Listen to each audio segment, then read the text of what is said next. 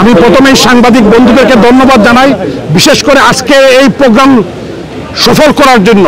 যুক্তরাজ্য আওয়ামী লীগের এই rally for Bangladesh Trafalgar square থেকে পার্লামেন্ট পর্যন্ত সারা ইউকে থেকে বিভিন্ন জায়গা থেকে, ইউরোপ থেকে আমাদের ইউরোপিয়ান আওয়ামী লীগের সভাপতি সহ অনেক নেতৃবৃন্দ এসেছেন, তাদেরকে আমরা ধন্যবাদ জানাই।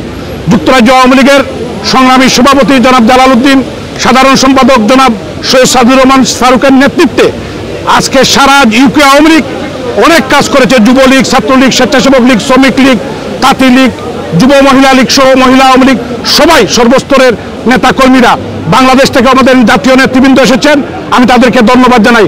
বিশেষ করে আমাদের ইউরোপিয়ান আওয়ামী লীগের সভাপতি নজরুল ইসলাম ভাই কষ্ট করে এসেছেন, তাকে ধন্যবাদ জানাই।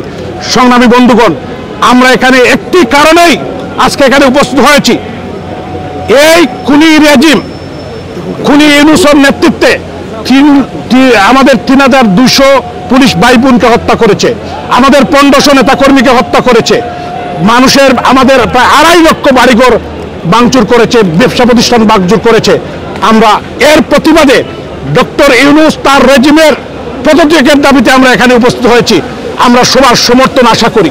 আমরা চাই বাংলাদেশ একটি শান্ত বাংলাদেশ। তারা আজকে এটাকে দুর্যোগে পরিণত করেছে। লাশ আর লাশ, মা বোনের লাশ, রাস্তায় সাংবাদিকের লাশ, ব্যবসায়ীর লাশ, শ্রমিকের লাশ, সব জায়গায় রেখেছেন। জয় বাংলা, জয়।